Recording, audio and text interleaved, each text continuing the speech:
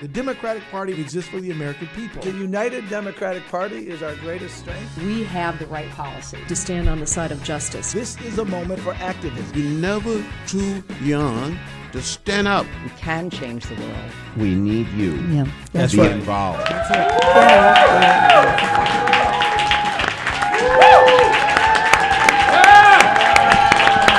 Hey. Welcome to Democrats Live. Let me hear it for our awesome guest today, my good friend Luis Gutiérrez. How you doing, Luis? Thank you. And Adrian from United We Dream. Let's give it up for him. Thank you. And all the way from Las Vegas, Nevada, my buddy Artie Blanco, who is coming in on Skype. Artie. Hey, Artie. You know, Luis, today, right out in front of the Capitol, is a beautiful, beautiful scene of people standing up, of people fighting for a Clean Dream Act. Tell me, what did you feel when you were there? What were the folks trying to say? What they're trying to say, and I think what they believe and they understand, is that power isn't going to concede anything without a demand. Mm-hmm. Without raising their voices, nothing is going to change. And they've got to be involved. And participating in the creation of new avenues for justice and for opportunity. And that's what they're doing. And to the extent more and more people do exactly what they did. So I was really proud and humbled. I do want to take a moment, Keith, to give you a particular thank you. Because when it comes to our immigrant community, I don't know, Adrian, but Keith always organized in Minneapolis, St. Paul. Yeah. So that, and can I just say, a lot of times it's really difficult. Yeah. You know, it's not that hard, politically speaking, to take on the opposition party. You're kind of created for that debate. Mm-hmm. Yeah. But Keith was always there to take on our own Democratic Party. And when I said Familias Unidas, and we needed DACA, and we needed to get it passed, I want to say thank you, Keith, because we always had great activities out in Minneapolis, St. Paul, and you always helped facilitate. So today is a continuation of that process, right, that we began. And so what we want to say is we want a Clean Dream Act. Now, why do I think we can get a Clean Dream Act? Because, Keith, you watched right after Labor Day, they passed the budget. Republicans are 240 strong. Only 150 of them showed up to vote for the budget. Mm-hmm. And then we're talking about hurricanes that were devastating to Texas. And they said no. Keeping our government and keeping people with health, they said no. 90 of them. So they abdicated their majority. How'd they get it passed? The same way a lot of budgets get passed, with the help of Democrats. So today what we were saying is, look, if you have a Republican budget, then you go find 218 votes. Now, if you want a budget that's reflective of the values, right, and the ideals of the American people, then give us the Dream Act. Put it in the budget, and we will help you get it passed. Silly President of the United States saying, oh, there goes the Democrats shutting down the government. Hell, if we could shut down the government, we would never have allowed you to do a tax reform that gives away trillions of dollars. We would have shut down the government for that before we allowed that kind of transfer of wealth. So that's what we're doing. Sounds good. So, like, Adrian, you're a 26-year-old guy. You're a dreamer. Yeah. We're so proud of you, man. Thank you. What gives you the courage to stand out strong?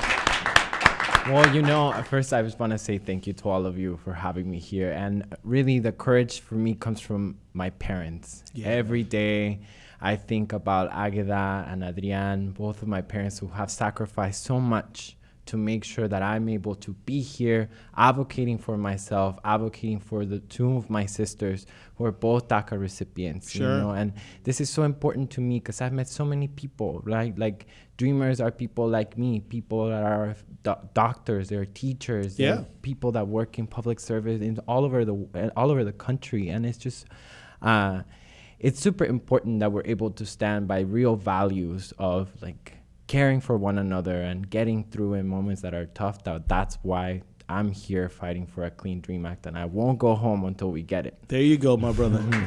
So, Artie, you're one of the best organizers in the country. You're out there on the west side of our country. How is the fight for a Clean Dream Act looking from Nevada? From Nevada, I mean, there's a lot of action going on.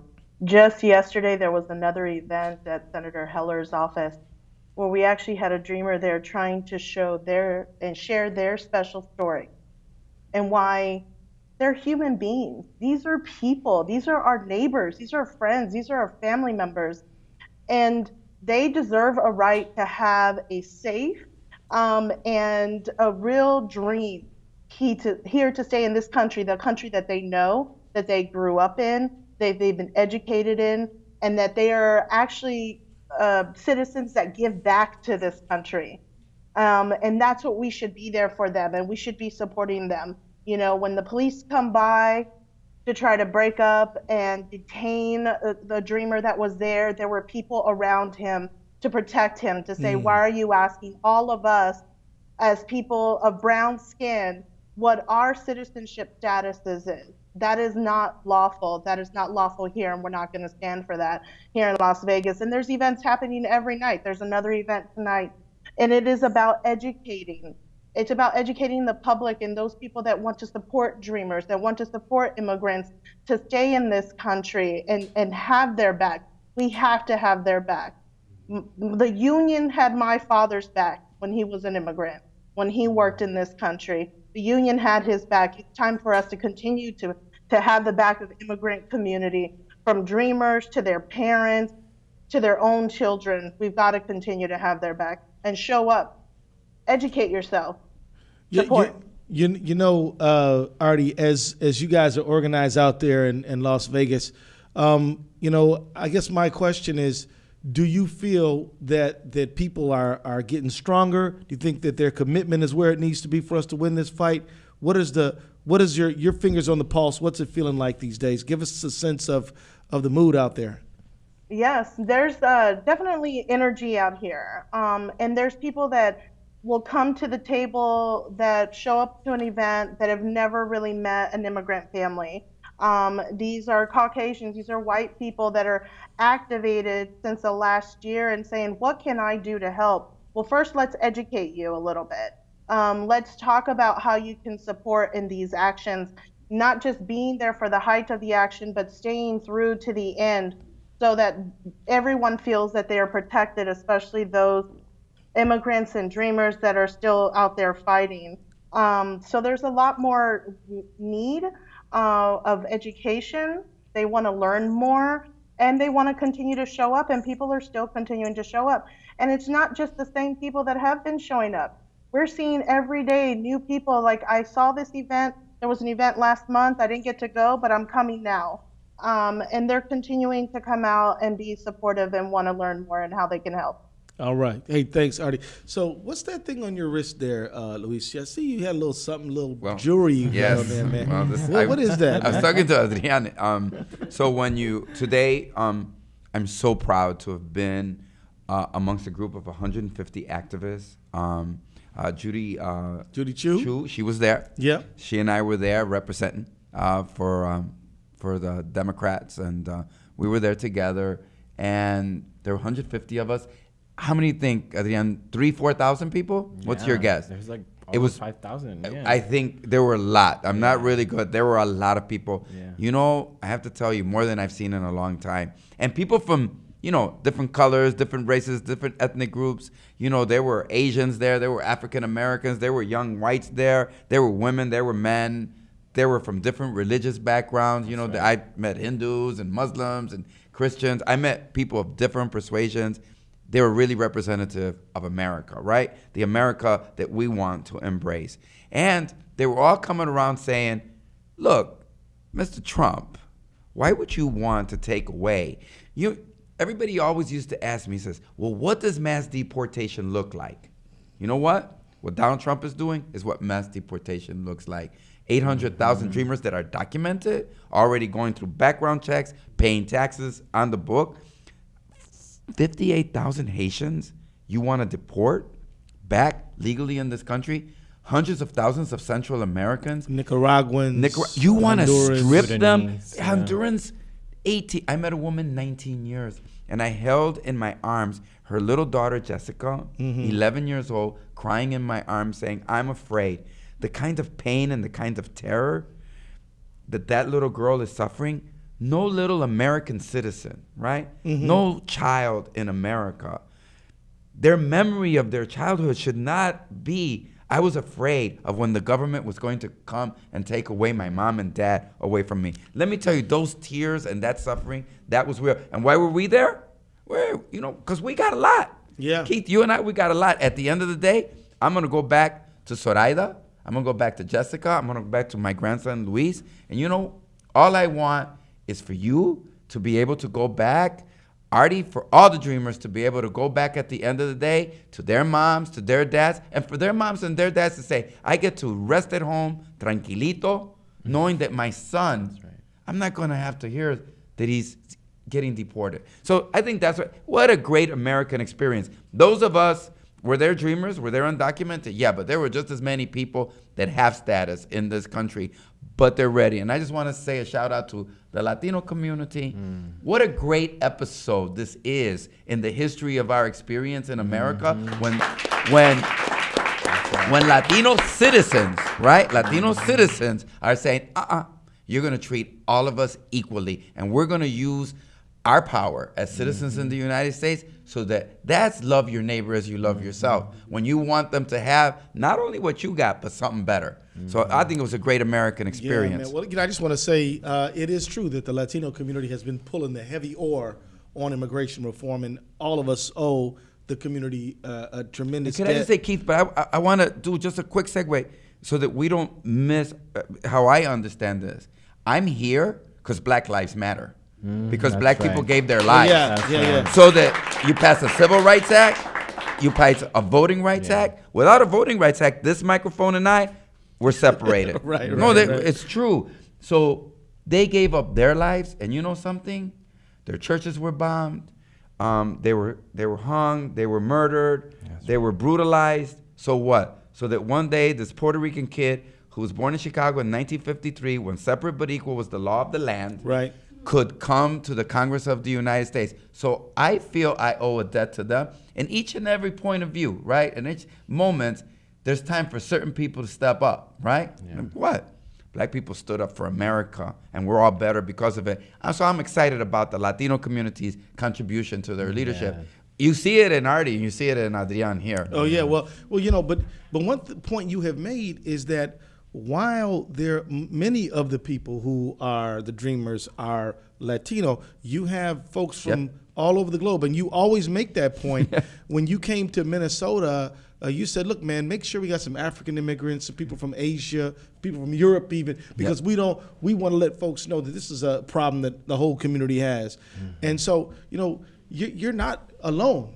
Adrian, you know, you're not by yourself. Do you feel that you got people who have your back fighting for you with you? Absolutely. And like Congressman Gutiérrez said just now, right? Like we saw people from all backgrounds today, right? And from this entire fight. And the thing is that we're all freedom fighters. Yeah, man. You know, like we all believe that if you believe that I deserve the ability to live a life where I can have my own agency, and I can choose who I want to be and who I want to be in this country and live the life I want to live. And you want that for yourself, and we want that for each other. Like, we're freedom fighters together. That's right, and brother. that's the wake-up call that so many people have right now. And this is the right calling, right? And I think to echo what the congressman was saying earlier, and to bring it back on this piece about a Clean Dream Act, you know, I'm just so happy, Representative, for your leadership in calling, you know, more folks and our friends in the Democratic Party to really, really come together and act boldly, right? Like, this is the time for leadership to come through for our people, right? Like, we have been doing the work of sharing our stories, of being out there, of being in the front lines, of getting all the heat from racists and stuff. But we are putting ourselves out there and have been building a community. This is the time when we need collective power to come together so that we can get this done before the end of the year. Right. So thank you. So Artie, you know, as an organizer with a lot of experience at organizing, you know, we're in a moment where, given all the scary stuff Trump does, build a wall, all this, you know, some of the ugly laws that have been passed, the federal law 287G, people might be tempted to just, you know, kind of like hunker down, stay in the shadows. But is that going to get us the success we're looking for, or do we need to organize? No, we need to continue to organize. We can't be afraid to continue to fight. And we can't be afraid to just talk to our own neighbors. Right. We, people that we already know, we don't talk about it with a lot of our friends sometimes. We shouldn't be afraid to bring someone new into the fold and educate them. We're a big tent party, and this community and the people that are supporting this community, we've got to all continue to come together. When we're divided, that's when we fall. When we're together, nothing can bring us down or break us apart. We just have to continue to remember that. You're not alone. That's right. So no one is alone. That's right. That's right. So look, I just want to invite all of y'all to jump in on this conversation. As Trump in September through Sessions called to an end of the DACA program, they also were pushing through some really terrible tax cuts for the rich. They want to get rid of the estate tax, which only the 5,000 richest families pay it at all. They want to get rid of the alternative of minimum tax. The last time we saw any of Trump's tax returns was 2005. And in 2005, if there had not been an alternative minimum tax, he would have been able to get away with with escaping $31 million. Right. He wants to increase. They want to take away the deduction for state and local, so that state and local governments will get a lot of you won't be able to deduct that. So now people will feel the hit of paying those state and local taxes.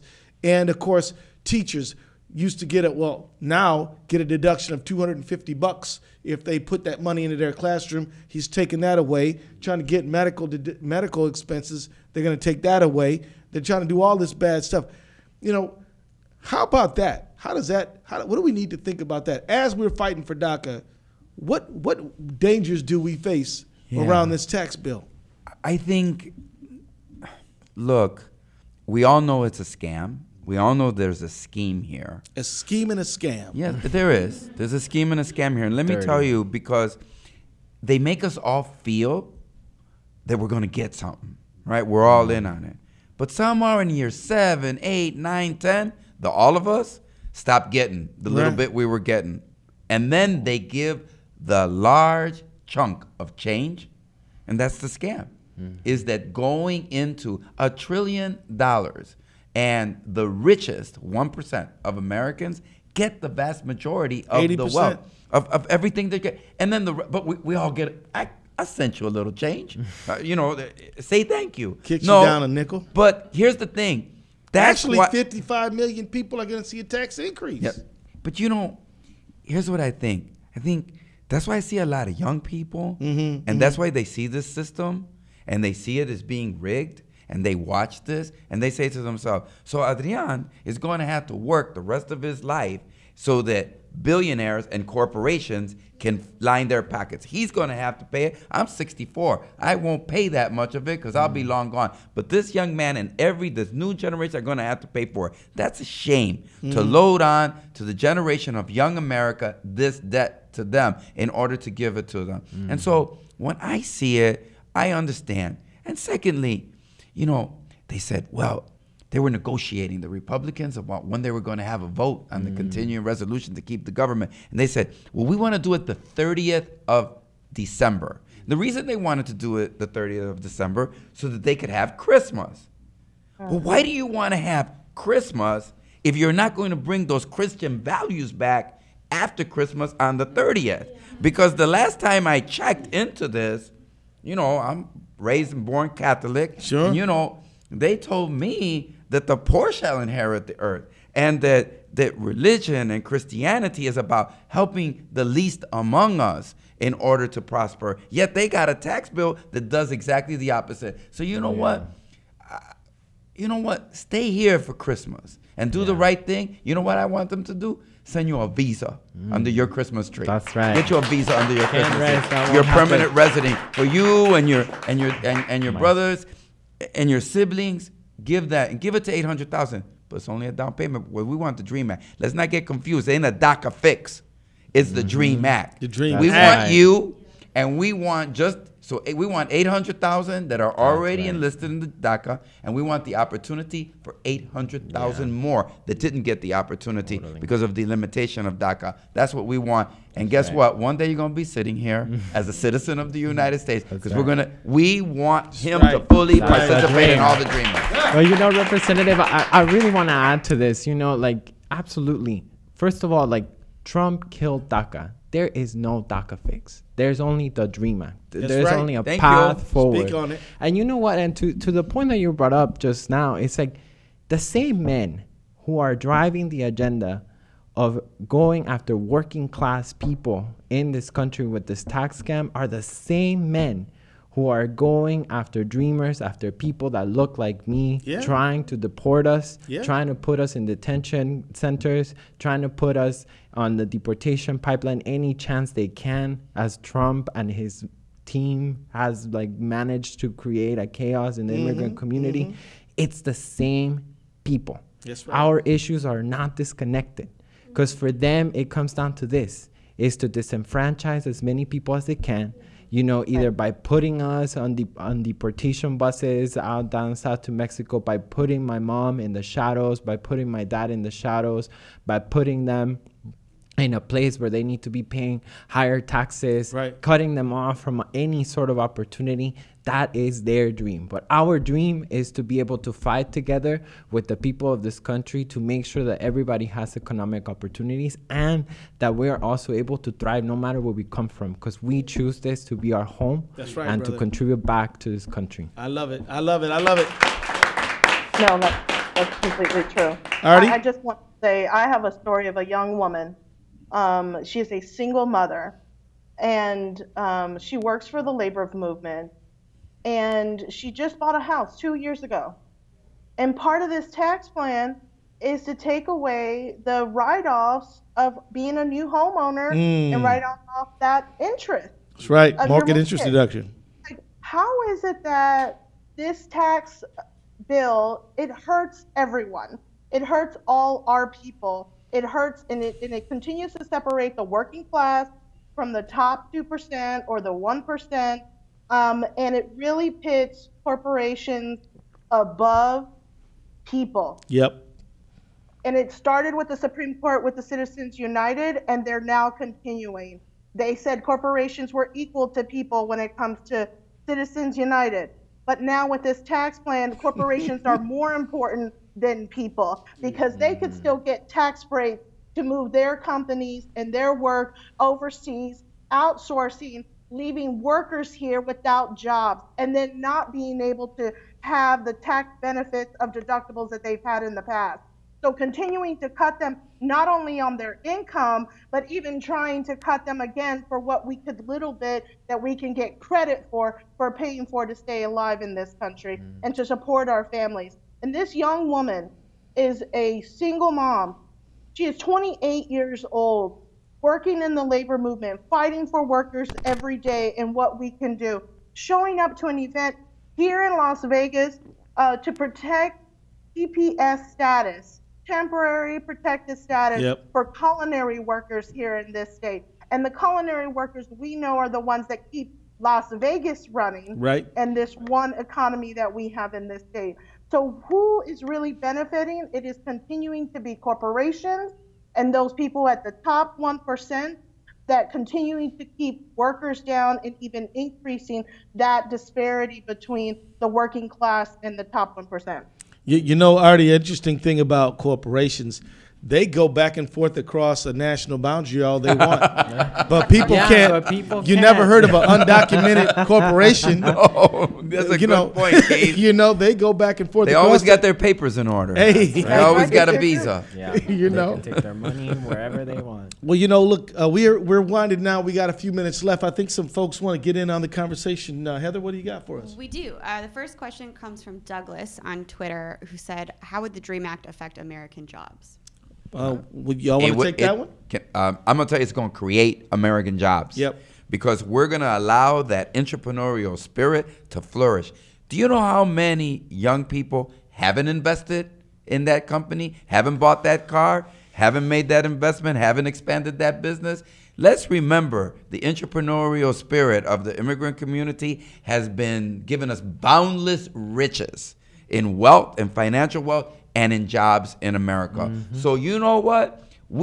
I'm gonna just say we helped educate you, right? And I made an investment. So when I put money down in education, that's not an expense. That's an investment. Right. I want a return on my investment. And I want all 800,000 of them that we invested in. I want my return.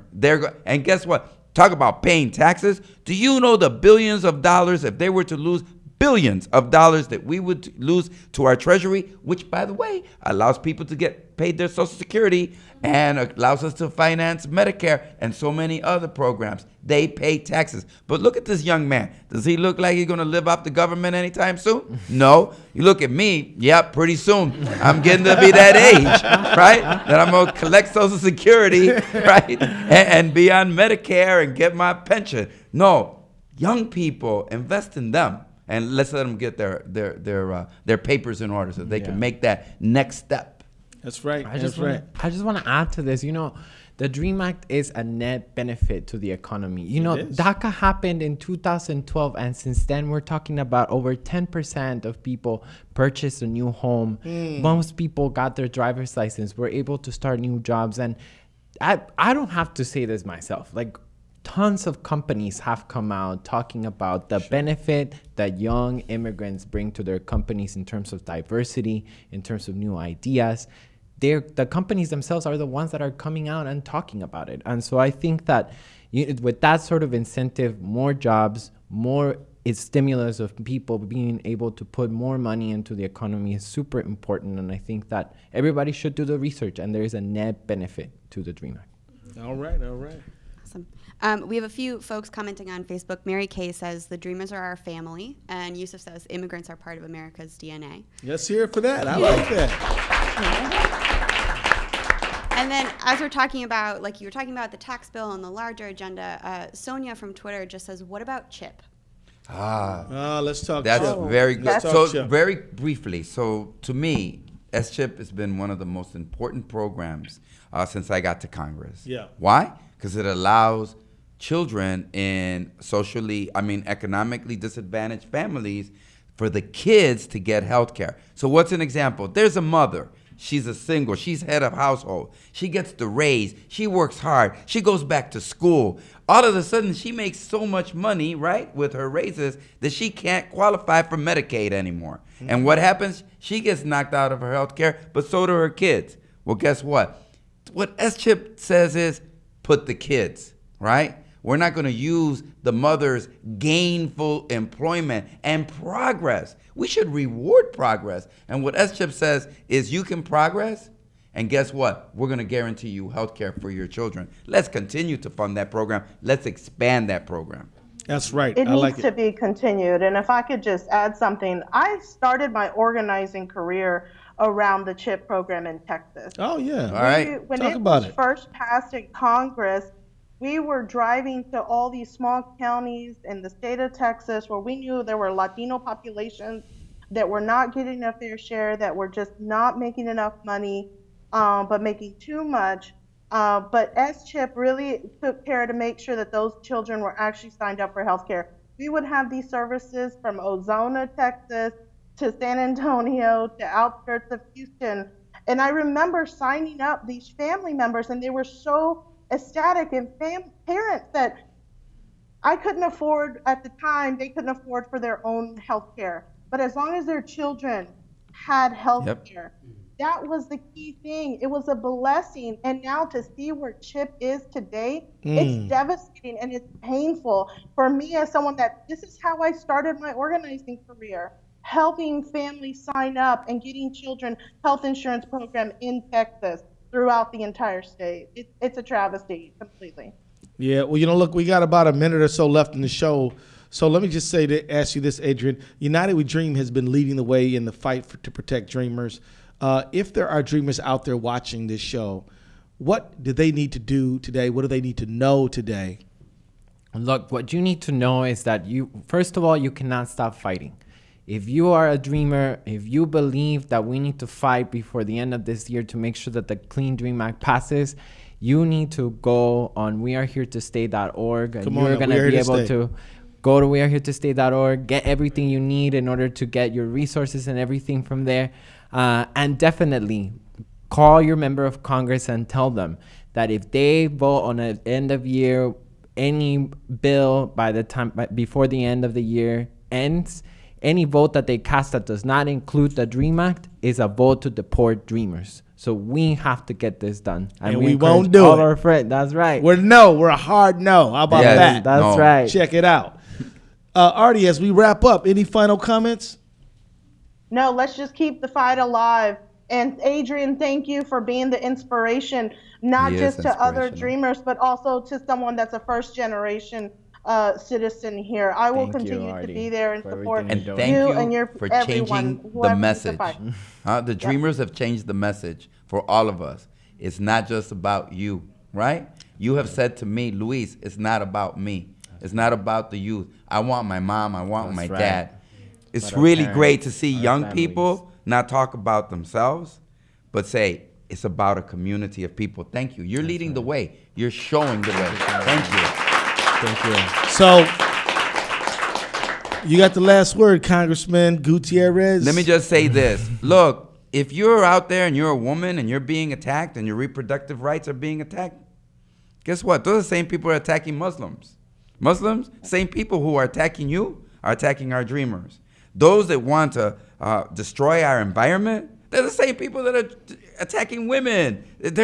Look, really, we're all in this. How about the big tech scammers? Are they the same too? They're the same people.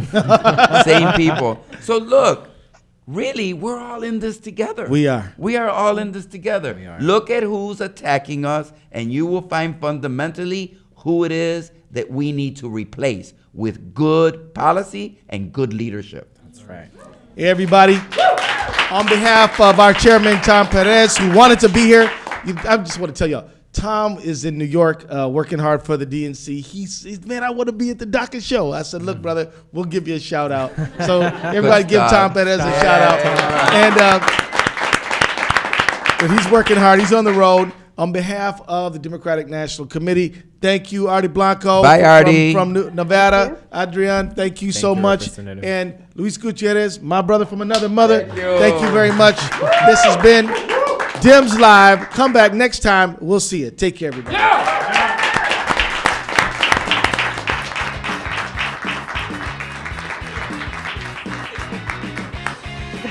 That's a wrap.